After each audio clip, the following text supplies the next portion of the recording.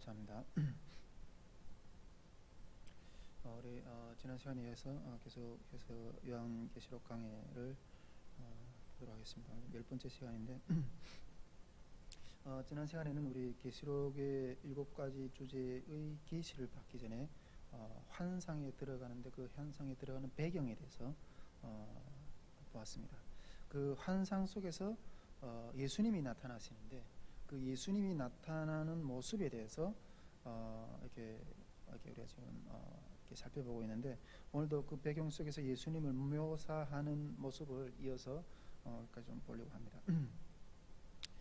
지난 시간에 우리 예수님의 모습에 대해서 요한계시록 1장 13절에서 16절까지 교회 가운데 대적들이 목전 앞에 서 계시는 예수님의 모습에 대해서 상세히 이렇게 묘사하고 있는 부분들에 대해서 이렇게 좀 보았습니다.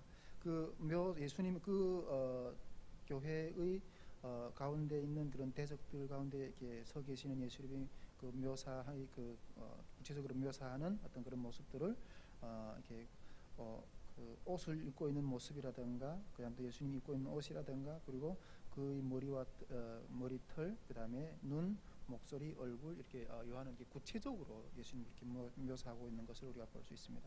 근데 지난 시간에 우리가 그 예수님이 그 구체적으로 묘사하고 있는 중에서 예수님이 입고 있는 옷, 그다음에 또 예수님의 그 머리털, 이런 부분들에서까지 나눠봤습니다. 오늘 이어서 그 계속해서 이렇게 진행되는 어떤 그런 묘사들을 이렇게 살펴볼 건데요. 14절 이렇게 하반절에 보면 이렇게 예수님의 눈에 대해서 이렇게 좀 더 묘사하고 있거든요. 요한은 14절 하반절에는 그의 눈은 불꽃 같고,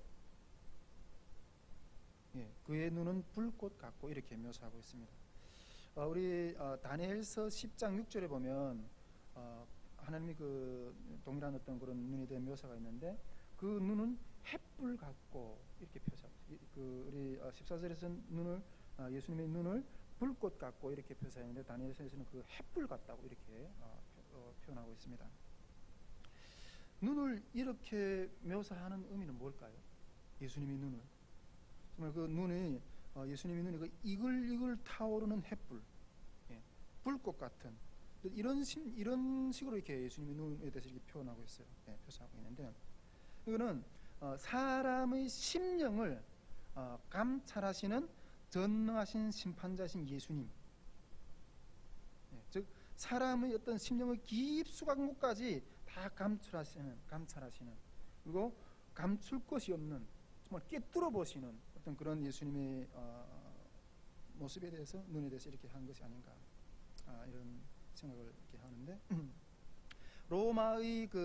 로마의 박해아래에 있는 당시 주님의 교회 또 주님의 백성들을 보고 계시는, 그들을 이렇게 불꽃 같은 눈으로 이렇게 지켜보고 계시는 어떤 그런 주님의 모습에 대해서 이렇게 이야기하고 있다고 이게 주석가들은 또 이렇게 이야기를 하고 있습니다. 저는 이 부분을 보면서, 이거는 뭐 주석가들이 이야기하는 이야기고, 저는 이 부분을 보면서, 이 구절을 보면서 예수님의 눈을 이렇게 불꽃같이 불꽃 같다고 이렇게 표현한 것은 왜 그렇게 표현했을까? 그리고 또 예수님은 그 불꽃 같은 눈으로 교회의 무엇을 바라보고 있을까? 그런 생각을 좀 잠깐 해보게 됐어요. 여러분들은 어떻게 생각하십니까? 예수님이 이제 불꽃 같은 눈으로 이렇게 다니엘서에서는 이렇게 햇불 같다고 이렇게 하시는데, 그런 이글이글거리는 눈으로 무엇을 바라보고 있을까? 교회에 무엇을 바라보고 있을까? 예수님이 이 불꽃 같은 눈으로 뭘 바라보고 있을까? 좀 그런 생각을 좀 이렇게 간단하게 해봤는데, 저는 좀 이런 생각이 딱 들더라고요. 이 묵상을 하는데, 그 로마의 핍박 가운데 지금 교회가 지금 엄청 고난을 당하고 있잖아요. 그 고난 당하는 그 교회들 가운데 누가 과연 신앙을 순수하게 지켜내고 있는가? 그런 모습을 하나님이 이제 주님이 그렇게 불꽃같이 바라보고 있지 않을까? 그런 생각이 좀 들더라고요. 물론 불꽃 같은 눈으로 주님이 우리를 바라보시는 어떤 부분들이 다양한 어떤 여러 가지 이야기들을 나눌 수 있겠지만은 이 부분을 묵상하는데 그런 생각이 딱 들더라고요. 예레미야서 5장 1절에 보면 이렇게 말씀하고 있잖아요. 너희는 예루살렘 거리로 빨리 달리며 그 넓은 거리에서 찾아보아 알라. 너희가 만일 정의를 행하며 진리를 구하는 사람 한 사람이라도 찾아낸다면 내가 이 성읍을 용서하리라. 그 예루살렘 성읍이 엄청 큰 성읍입니다. 그 안에서 정의를 행하고 진리를 구하는 자를 주님이 찾다 못 찾았다. 여러분, 우리가 그 소돔과 고모라 성을 하나님이 멸망시키실 때 아브라함이 이렇게 나와서 그 하나님 용서해달라고. 만일 이 성 중에 의인 50명 있으면 그래도 멸하겠는가? 아니, 의인 50명 있으면 내가 멸하지 않는다. 그러면 45명이 있습니다. 나중에 10명이 있으면 이렇게 하나님하고 이렇게 딜을 하잖아요. 하나님이 그 성을 멸하지 않기 위해서 얼마나 그 속에서 의인 한 사람이 있으면 정말 멸하지 않으려고 얼마나 찾고 또 찾고 그랬겠어요. 그래서 그런 마음이 좀 느껴지더라고요. 불꽃 같은 눈으로 그런 사람들을 찾고 있다. 그런 사람들 찾는 어떤 그 노력이 그렇게 막 불꽃같이 찾아 헤매는 어떤 그런 모습이 아닐까, 그런 생각이 좀 들더라고요. 전에 지금 주한 장로교회 그 담임 목사님이, 이름은 제가 생각하는데 그 담임 목사님이 그 주기철 목사님이 손주잖아요. 손주. 그분이 그때 우리 우리 목회자 그 수련회를 할 때 그때 우리 한번 이렇게 가서 간증을 하는 걸 들었는데, 그 주기철 목사님이 순교하시던 어떤 그 이야기를 쭉 해주시는 거예요. 그 신사 참배를 하면 거기에 대한 어떤 이렇게 머리만 한번 까딱하면 살 수 있는데, 당시 수많은 우리 대한민국 교회와 성도들이 얼마나 많았어요. 동방의 예루살렘이라고까지 이렇게 지칭받던 우리 한국 교회, 일제의 그 순사참배 그 신사참배 그 강요에 다 교단까지 다 넘어가 버려요.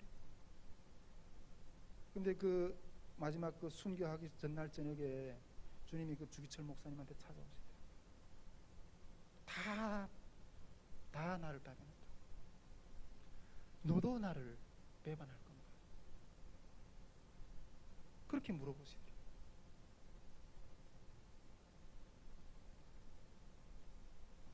수많은 교회와 수많은 하나님의 백성들이 있다고 하는데, 정말 마지막까지 주님을 부인하지 않고 그 자리에서 끝까지 주님을 인정하는 자, 그런 귀한 심령을 찾으려고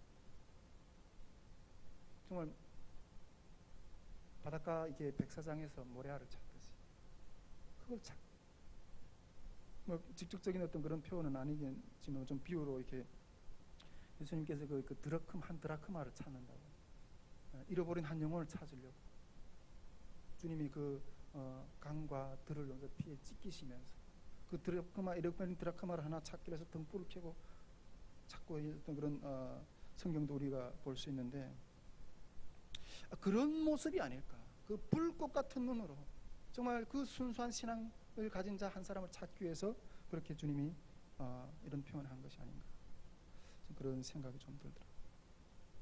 저는 이 말씀을 묵상하면서 제 신앙생활 가운데서 뭔가 이렇게 불꽃같이 찾고자 했던 어떤 그런 부분들에 대해서 한 가지 좀 생각이 나더라고요.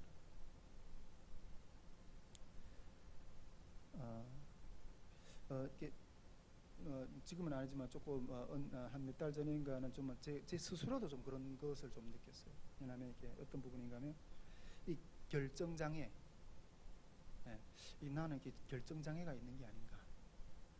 이게 뭔가 어떤 일들을 결정을 해야 되는데 이거 결정을 잘 못하거든요. 뭐 계속 이렇게 우리 여기서 이렇게 탈북민 통일 캠프를 일으키고 어떤 그런 일들도 이렇게 많이 이야기를 계속 나누게 되는데, 이번 여름에 그 탈북민 통일 캠프를 일으키면서 엄청 뭐 이게 제가 이때까지 겪어 못 봤던 어떤 그런 규모의 어떤 그런 어떤 행사인데, 이게 뭔가 일들이 엄청나게 이렇게 막 들이 쓸어 닥치는 거예요. 근데 뭘 어떻게 결정했으면 좋을지 잘 모르겠네요. 뭔가 이렇게 결정을 해 꾹꾹 해야 이렇게 하는데 답답해서 그런 말이 느껴지는 거예요. 그리고 이게 올해 초부터 이게 제가 이게 탈북민 목회자 연합회를 섬기는 어떤 그런 직분도 맡았는데, 이런 목회자들을 섬기는 이런 일에 대해서 제가 겪어본 일이 없잖아요. 이런 어떤 뭐 병신들도 아니고 이게 목회자들을 이게 마음이 정말 어렵더라고요. 여러 가지 어떤 일들이 오는데 뭘 어떻게 결정했으면 좋을지 잘 모르겠더라고요. 이게 판단이 안 서는 거예요. 근데 이런 것들이 다른 사람들이 바라보기에는 야, 저 사람이 좀 이렇게 결정장애처럼 이렇게 보이는 거예요. 이게 뭔가 이렇게 물에 물 탄 듯 불에 불 탄 듯 이렇게 뭐 그런 식으로 느껴지는 거예요. 결과 뭐 뒤에서 좀 이렇게 뭐 혹시 비웃는 사람도 있을 수 있겠죠.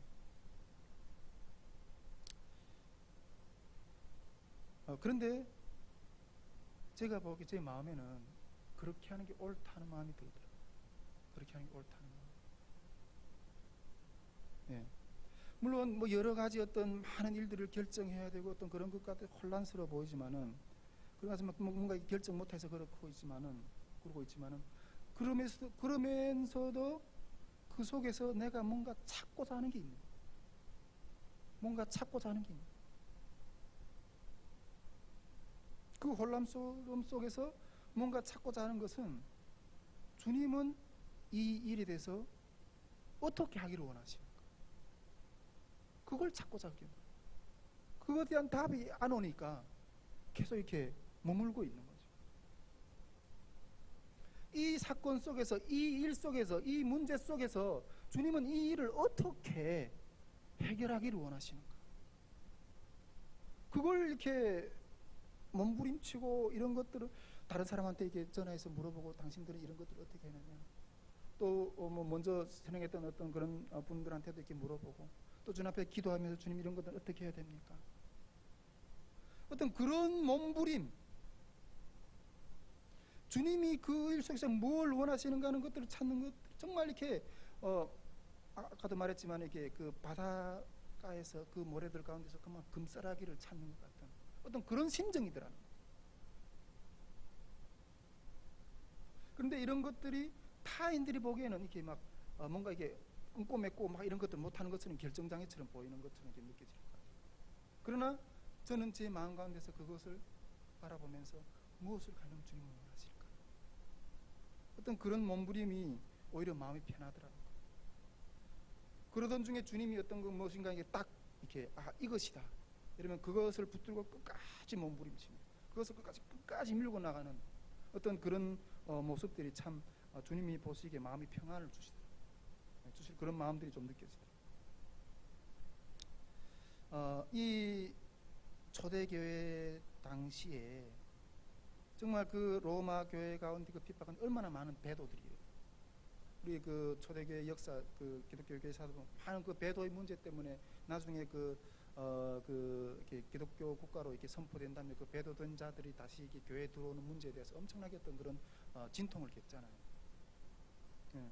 그 고난의 시대에 주님은 그 교회들 중에서 누가 과연 나를 끝까지 부인하지 않고 끝까지 그 신앙을 지키는가, 그것을 끝까지 불꽃 같은 눈으로 지켜보는 어떤 그런 것이 아닐까, 또 그런 마음이 좀 느껴지더라고요. 또 이런 생각을 하는데, 여러분 좀 그런 게 고향에서 이렇게 등잔불 밑에서 이렇게 그 바늘에다가 실을 끼워본 경험이 있으세요? 예. 우리 어릴 때는 그 북한에서 다 이게 등잔불 밑에서 그 바늘에다 보이지 않는 바늘에다 이렇게 실을 끼는 어떤 그런 정말 이렇게 집중해야만이 될 수 있는, 어른들이 이렇게 눈이 잘 안 보여져 가지고 이렇게 젊은 친구들한테 또 이렇게 자녀들한테 눈이 밝은 친구들한테 이렇게 막 좀 끼워달라고 어떤 그런 게 생각이 좀 들더라고요. 정말 초집중해야지 그걸 끼워낼 수 있는 거예요. 주님은 그렇게 불꽃 같은 눈으로 그런 것들을 찾고 계시지 않을까. 때로는 이렇게 주님 앞에서 열정으로 막 이렇게 나가는 어떤 그런 모습이 있는 것 같지만, 때로는 이렇게 힘들어서 막 이럴 때 내 마음 가운데 다른 사람이 내 생각을, 내가 무슨 생각을 하고 있는지 어떻게 알겠어? 그 마음 가운데서 연약해가지고 이거 조금 타협하며 나갈까? 좀 돌아서 갈까? 이런 마음들을 주님 앞에 이게 들킬까봐 그런데 주님은 그 인간의 그 생각과 그 모든 패법을 다 꿰뚫어 보시고 하시네요. 불꽃 같은 눈으로 주님은 우리들이 지금 신앙을 들여다보고 계세요. 불꽃 같은 눈으로.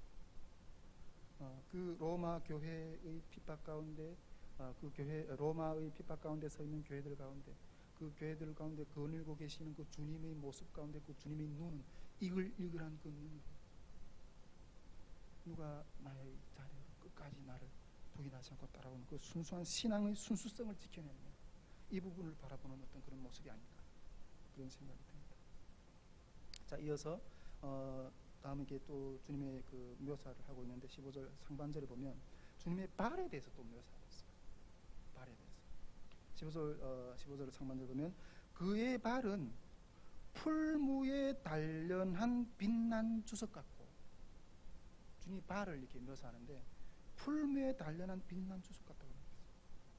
요한은 이 예수님의 발을 묘사하는데 풀무에 단련한 빛난 주석으로, 주석자치 이렇게 묘사하고 있어요. 여러분, 이 풀무라는 것은 이 풀무를 단련하는 제품의 용도는 어떤 것이에요? 풀무를 단련하는 어떤 그런 제품의 용도, 이게 우리가 뭐 칼이라든가 망치라든가 뭐 꽃갱이라든가 등 이게 농사기구 같은 것들을 이게 풀무불에 넣어서 두드려서 이렇게 정말 강하게 만들어 가지고 어떤 다른 것보다 더 강하게 만들어서 다른 것을 부수는, 다른 것들을 부수고 자르고 하는 어떤 그런 용도로 사용하는 거잖아요. 풀무불이라는 거는 풀무불에 단련된 어떤 그런 물건을 이렇게 그런 제품들의 용도라는 것은 그런 용도거든요.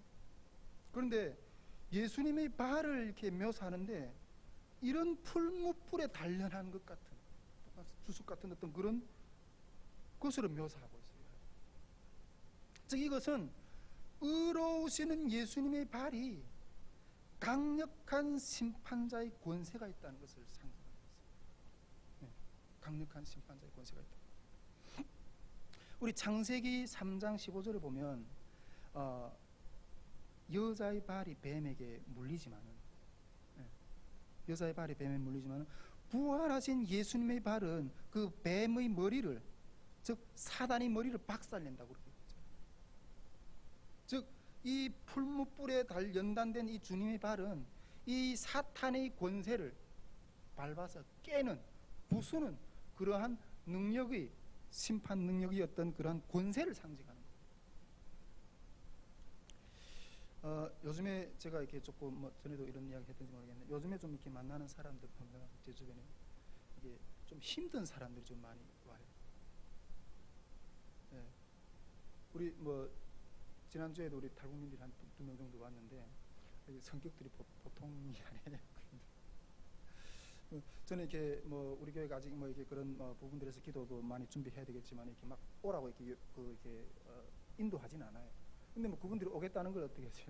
오라면 오는 거죠 뭐.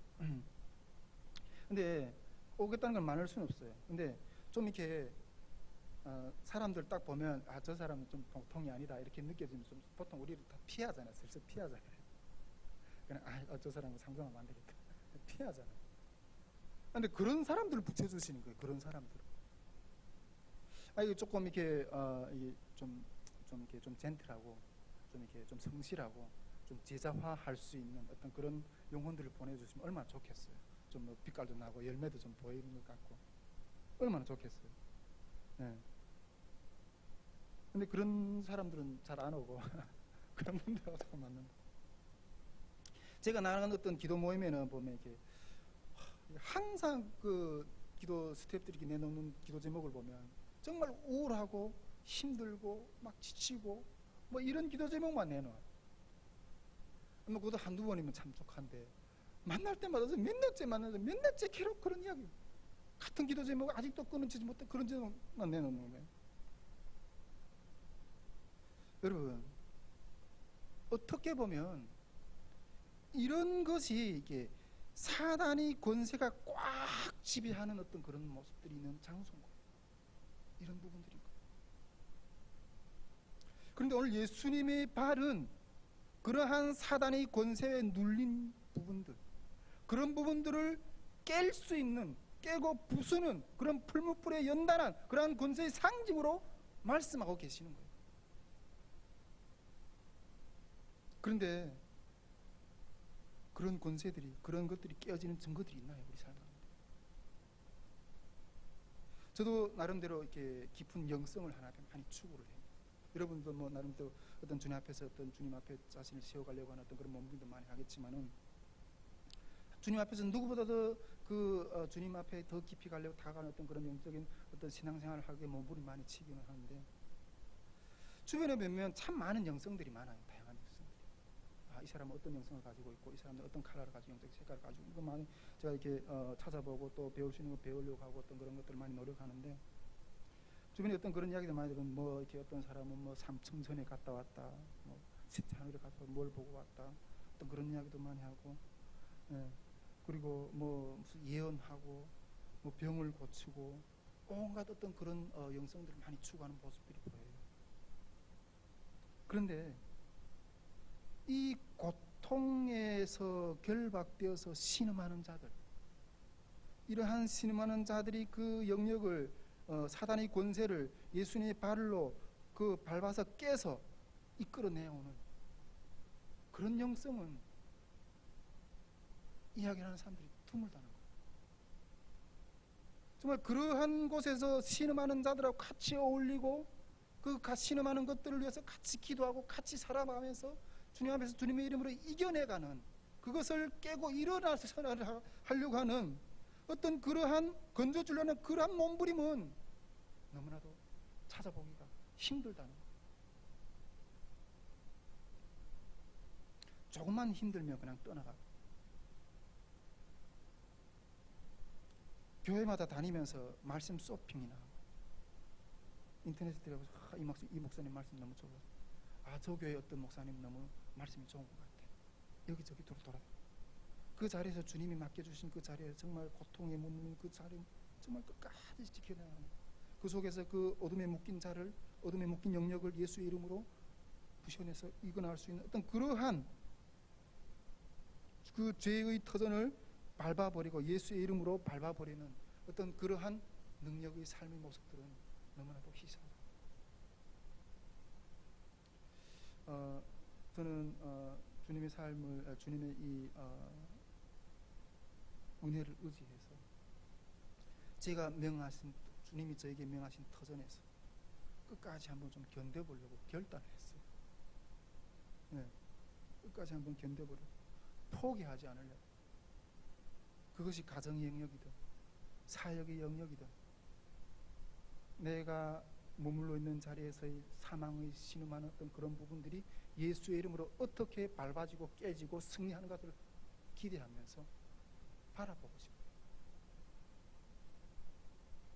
여러분, 우리가 사는 빚고 사는 그 모든 곳곳의 영역마다 이러한 죄악의 권세들이 예수의 이름으로 깨어지고 일어나는 어떤 그런 역사들이 일어날 수 있기를 주님으로 축복드립니다.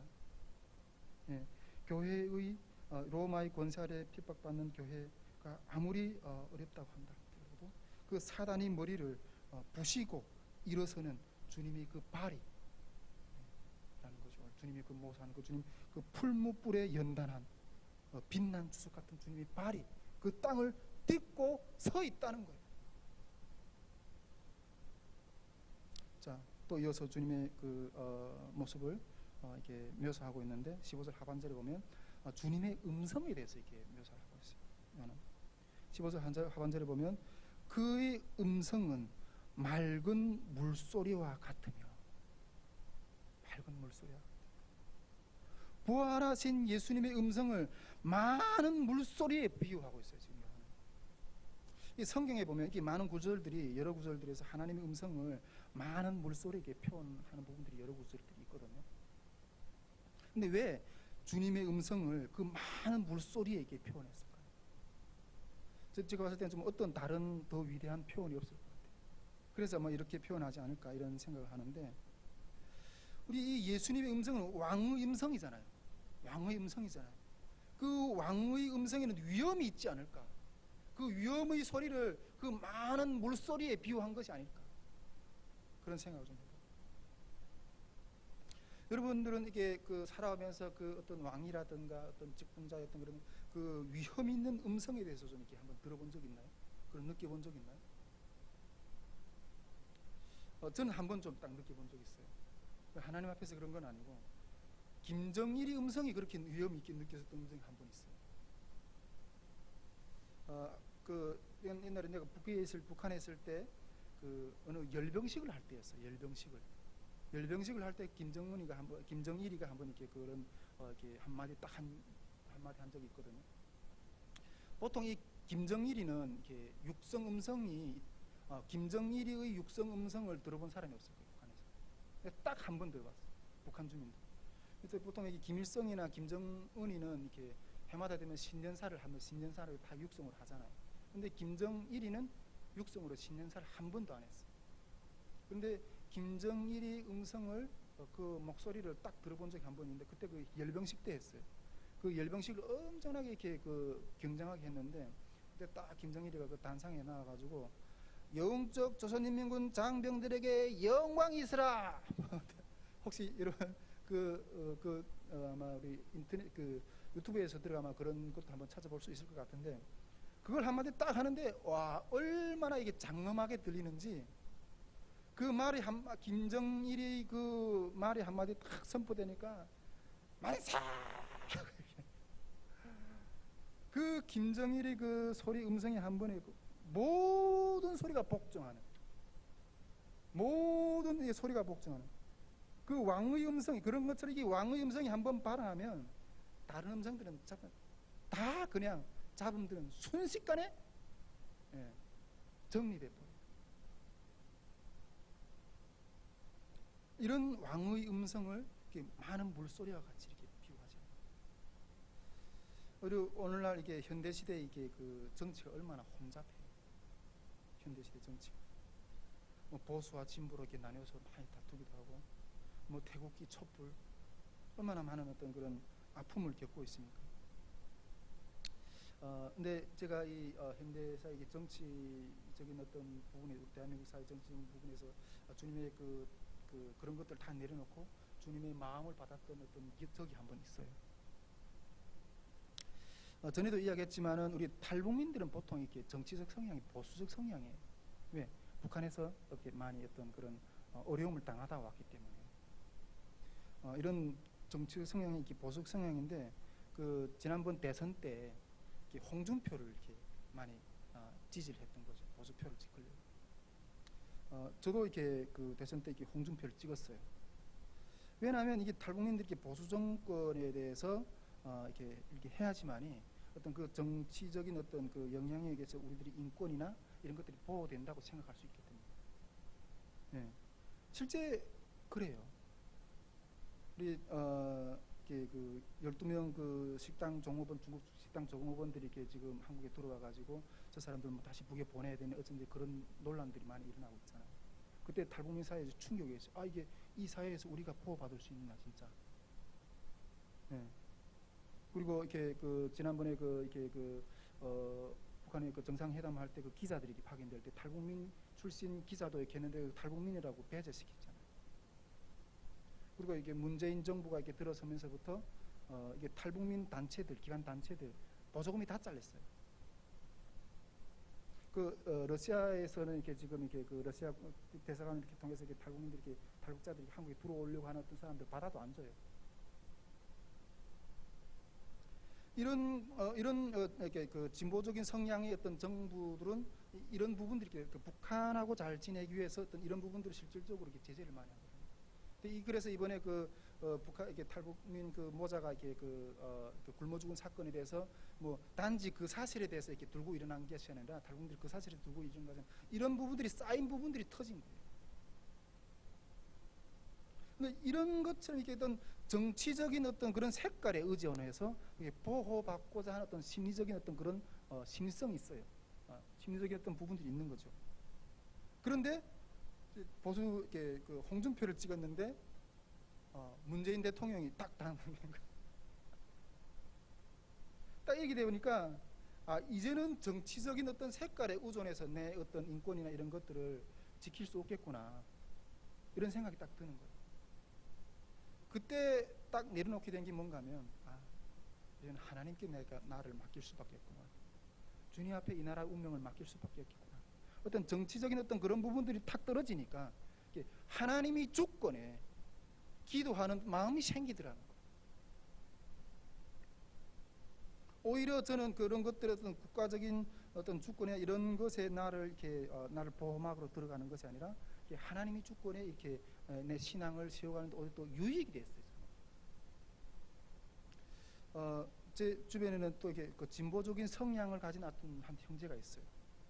그 형제 이야기도 좀 이렇게 이야기하고 싶은데, 이 형제는 그 박근혜 그 대통령이 이렇게 그 탄핵될 때 촛불을 들려고 엄청나게 이렇게 나가거든요. 매일 밤 나가서 촛불 들고 티켓을 들고 이게 나라냐 이래서 티켓을 들고 그렇게 했던 친구인데, 결국 이게 그런 투쟁을 통해서 문재인 정부가 들어섰잖아요. 들어섰는데 문제는 이번에 이렇게 시위들이 이렇게 이런 그런 것들이 10월달에 그런 것들이 많이 일어났잖아요. 그런 것들이 일어나면서 그 부모님은 아주 보수적인 색깔이라는 거예요. 보수적이라는 거, 부모님은. 이 부모님들은 나가서 이번에 이렇게 정광훈 목사님이 어떤 그런 그 캠프에 따라다니면서 정말 집에 있는 가산을 다 털어서 막들이 이렇게 따라다니니까 나라가 망한다고 막 이러면서. 근데 그런 것들을 보니까 이 형제가 보기엔 너무 마음이 아픈 거예요. 너무 마음이 아픈 거예요. 그런데 그래도 나름대로 그 형제에게 하나님이 은혜를 주시는 것 같아요. 그 부모님들이 그렇게 하는 모습을 바라보면서 회개를. 어떤 회개를 했냐? 부모님들이 저 태극기를 드는 모습이 나는 이렇게 마음이 아픈데, 내가 옛날에 촛불을 들었을 때 부모님들이 얼마나 마음이 아팠겠는가. 지금 부모님들이 그 심정이 딱 나와 같을 거라. 여러분, 이 나라의 정치 혼탁한 어떤 그런 상황 가운데서 왕의 음성은 무엇입니까?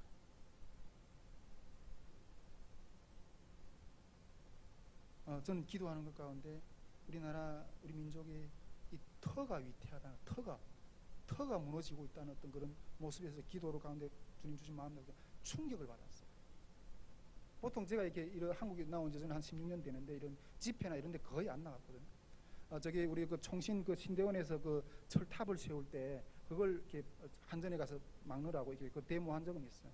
그러면 일반 사회 집회들어서 이런 데 나간 적이 없는데,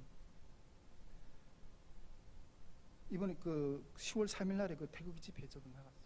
이게 나라의 터전이 무너지고 있다는 어떤 그런 마음이 들어서 그 위급성이 느껴져 가지고 나가서 시위를 했어요. 저는 우리 문재인 정부가 누구보다도 북한하고 교류하는 어떤 그런 부분들에 대해서 지지를 하고 환영을 하는 어떤 그런 입장이에요.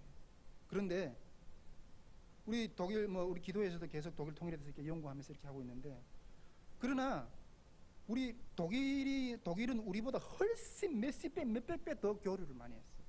동서독 간에. 그러나 자기 정체성을 가지고 교류를 해요. 자기 정체성을 가지고. 이 나라 가운데, 이 혼탁한 것 가운데 왕의 음성은 무엇인가? 이걸 가지고 우리 그리스도인들은 기도를 해야 돼요.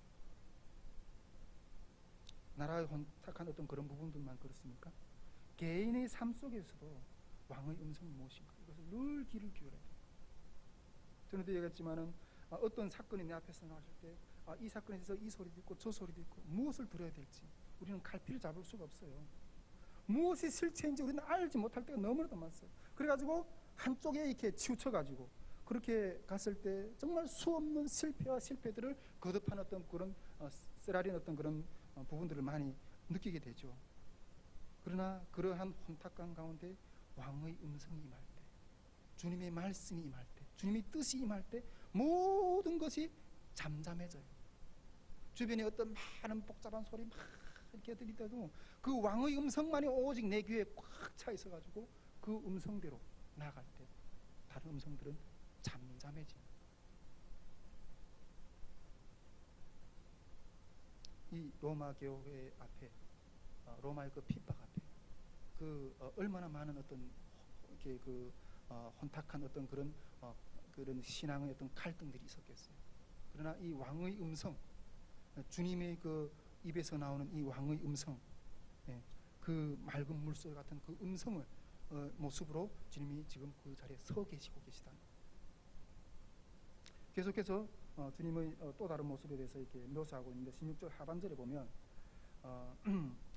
16절 이렇게 상반절에 보면 그의 오른손에 7별이 있고 이렇게 나와 있습니다. 오른손은 여러분 손이 힘 있는 손을 이렇게 상징하고 또 권능의 손을 가리킵니다. 근데 여기서 7별이라고 했을 때는 1장 20절에 보면 7교회의 사자들을 말한다고 있습니다. 그러니까 오른손에 7별이 있는데 주님이 오른손에 7별이 있는데 그 7별은 주님의 교회의 사자들이라는 거예요. 즉 그 7개의 사자들, 즉 지도자들을 주님이 붙들고 계심을 뜻하고 있는 거예요. 우리 지난번에 제가 주님이 교회를 붙들고 계신다는 이 말은 교회의 건물을 붙들고 계신다는 말이 아니라고 우리 분명히 그 이야기를 나누었습니다. 핍박 가운데 있는 데서도 신앙을 지키려고 하는 몸된 교회를 지키고 계신다는 어떤 그런 의미라고 우리가 지난 시간에 나눴습니다. 그렇다면 주님의 그 사자들을 붙들고 계시다는 의미도 동일하다.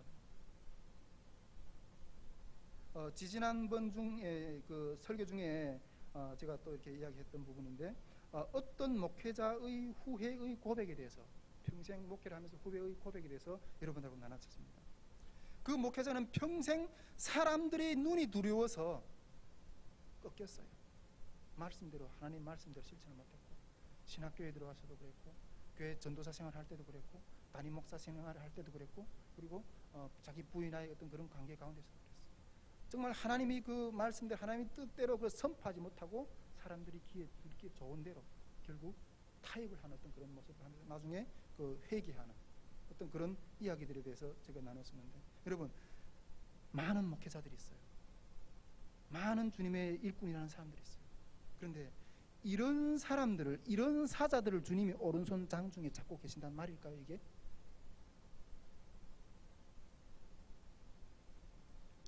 제가 한 1년 정도 이렇게 그 북한 지하교회 방송을 한 달에 한 번씩 가서 이렇게 녹음을 한 어떤 일이 지금도 하고 있지만은 4달까지 하고 일단은 이렇게 내려놓으려고 해요. 물론 뭐 어떤 다른 여러 가지 요인들이 좀 있지만은 그 중에서 제 마음 가운데 조금 무거운 요인 중 한 그 내려놓게 되는 요인 중에 한 가지가 그 진행자 목사님하고 영적인 코드가 제가 안 맞아요. 이 주제마다 이렇게 같이 이렇게 토론하면서 이렇게 진행을 하시는데 이렇게 영적인 부딪힘이 늘 오는 거예요. 그렇다고 해서 그 방송이 돼서 북한 지하교회에 나가는데 북한 지하에 이렇게 성도들한테 나가는데 그 자리에 앉아서 내가 이렇게 논쟁할 수도 없는 거예요. 각본 대로 해야지. 근데 부담이 되는 거예요. 이게 그 부분에서 가장 부딪히는 게 그런 전에도 얘기 한번 나눴지만은 이게 한 번 구원은 영원한 구원이다. 이런 주장들, 이런 부분들. 근데 이 말의 뜻 가운데서 하나님과의 교제성의 원리에 대해서 전에 내가 이 성산재단에서 한번 나눈 적이 있어요. 그런 정리해드린 적이 있었는데 여러분 저는 이것을 개인적으로 너무나도 큰 오리라고 생각해요. 나중에 그 책임을 어떻게 주 앞에 질 건가?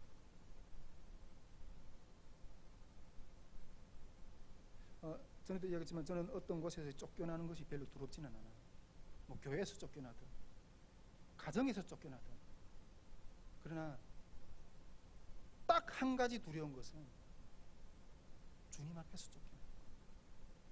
전에 내가 이렇게 그 간증을 하면서 그 북경에서 그 캄캄함 앞에 섰던 내 이야기를 했었어요. 다시는 그 캄캄함 앞에 서고 싶지 않다.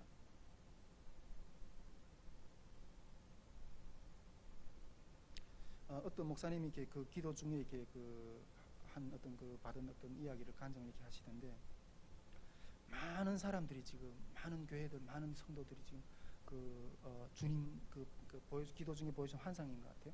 주님 발 앞에 와서 주님 발을 만지고 발에 키스하고 손을 만지고 손에 키스하고 옷을 만지고 옷을 키스하고 다 이렇게 하는데 그런데 정작 주님의 얼굴은 다른 데가 있다는 거예요. 다른 데를 보고 있더라고요. 정작 주님의 얼굴은 자기가 사랑하는 자를 향해서 바라보고 있더라고요. 많은 사람들이 주님 발 와서 이렇게 만지고 손 만지고 키스하고 옷 만지고 자르고 만지고 이러는데 주님은 그것들이 관심이 없으시고 주님의 마음은 자기가 사랑하는 자를 향해서 눈이 그곳을 향해 있더라고요. 이런 자들을 주님이 사자들을 이런 자들을 주님이 오른손 장중에 붙들고 계시더라고요. 이 로마 교회 가운데서도 수많은 배도하는 자들이 있었지만 그 가운데서도 주님이 믿음을 끝까지 지키는 그 신앙의 그 사자들 주님은 그 오른손 장중에 권능의 장중에 붙들고 계시다는 것. 계속해서 또 주님의 다른 모습에 대해서 요한은 이렇게 묘사하고 있는데 16절 하반절을 보면 주님의 입에 대해서 말씀하고 있어요. 그의 입에서 좌우에 날선 검이 나온다고 했어요. 그의 입에서 좌우에 날선 검이 나온다고 했어요. 이것은 예수님의 입에서 나오는 말씀이 돌파력에 대해서 표현한 건데 양날선 검으로 이렇게 표현하고 있는 거예요. 우리 히브리서 4장 12절에 보면 하나님의 말씀은 살았고 운동력이 있어 좌우에 날선 어떤 검보다 예리하여 혼과 영과 및 관절과 골수를 찔러 쪼갠다고 이렇게 말씀하죠. 주님의 입에서 나오는 그 말씀이 좌우에 날선 검처럼 그렇게 예리하다는 거예요. 저는 이렇게 올해 캠프가 아니고 작년 캠프를 할 때, 작년에 우리 탈북민통 캠프를 할 때, 작년에 우리 그 성산교회하고 함께 이렇게 그 연합을 해서 성산교회 주관으로 이렇게 그 캠프를 했는데, 작년에 캠프를 했을 때 이게 말의 위력에 대해서 이게 제가 좀 무겁게 느낀 경험이 있어요. 말의 위력에 대해서. 여러분, 우리가 하는 이 말의 권세의 무게는 이게 엄청난 거예요. 말의 권세가 이게 엄청난 거예요. 그것을 이렇게 깨달았는데, 전에는 제가 이렇게 말을 할 때 별로 이렇게 대수롭지 않게 아주 가볍게도 많이 하고, 믿음이 없는 말도 많이 하고, 정말 이렇게 욕도 좀 종종 때로 화나면 하기도 하고 이랬는데, 그 경험을 하고 난 이후로는 아주 발언을 심중하게 했어요. 발언을 아주 심중하게 하는 어떤 습관이 생겼고, 또한 이게 믿음의 말을 대부분 좀 하려고 좀 그런 노력을 많이 해요. 작년에 그 캠프를 우리 성산교회 주관으로 캠프를 했을 당시에 다른 것들은 다 준비됐었어요. 어떻게 우리 재정이라든가 뭐 스텝이라든가 뭐 모든 이런 것들 준비됐는데 그 다 준비한 이후에 딱 문제된 게 무엇이었는가 하면 이렇게 탈북민들 모집하는 거죠.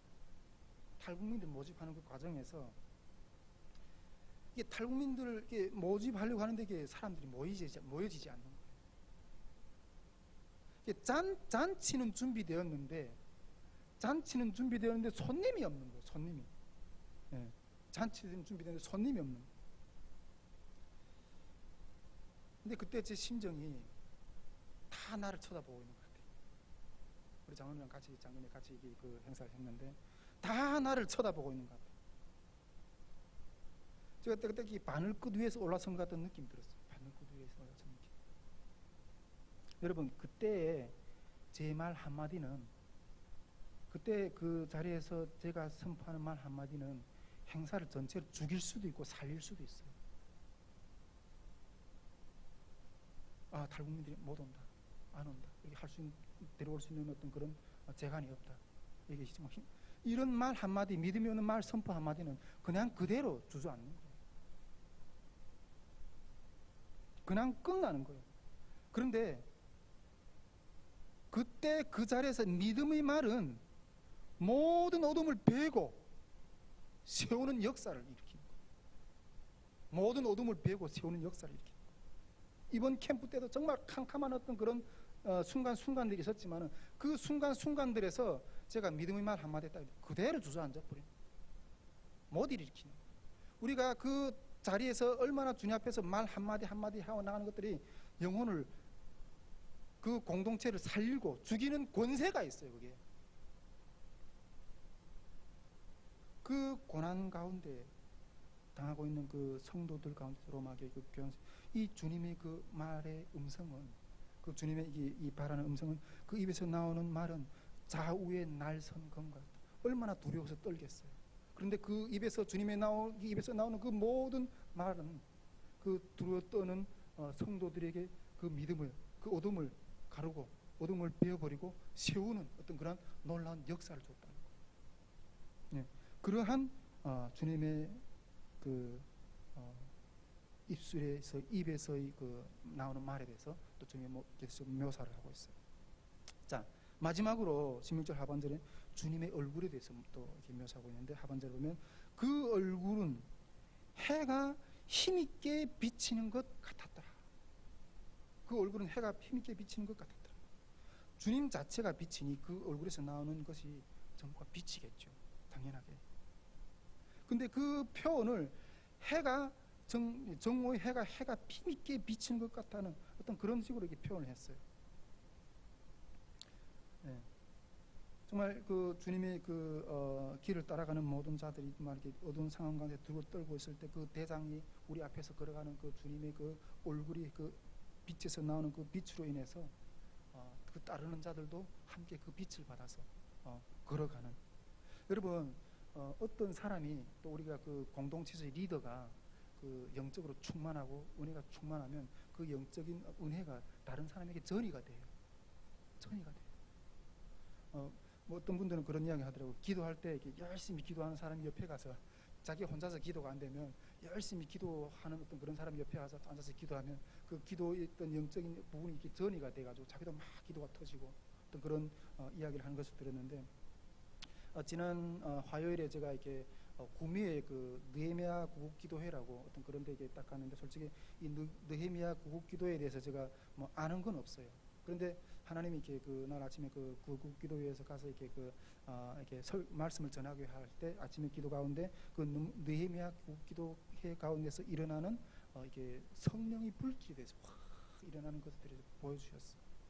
이게 여기에 영적인 불이 있는 곳이구나 하는 어떤 그런 마음을 딱 느꼈어요. 그때 가서 이렇게 그 집회 참가한 분들한테, 성도들한테 그런 이야기를 했어요.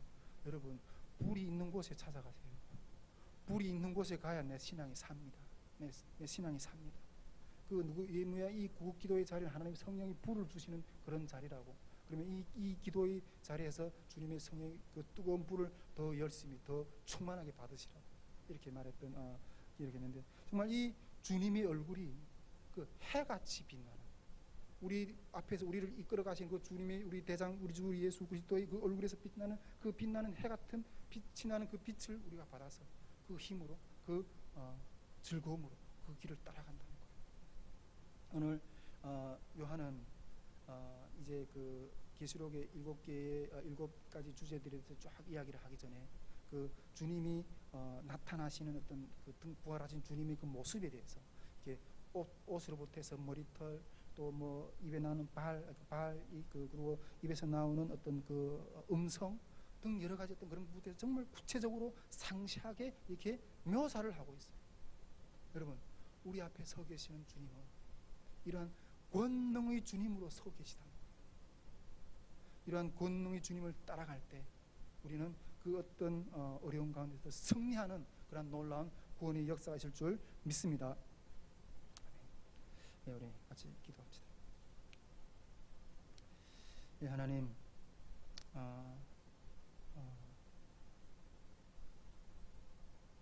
어둠의 권세 앞에 두렵고 떠는 주의 백성들, 주님의 교회 앞에 서 있는 주님의 그 영광스러운 모습을 우리 요한의 묘사를 통해서 구절구절 살펴보았습니다.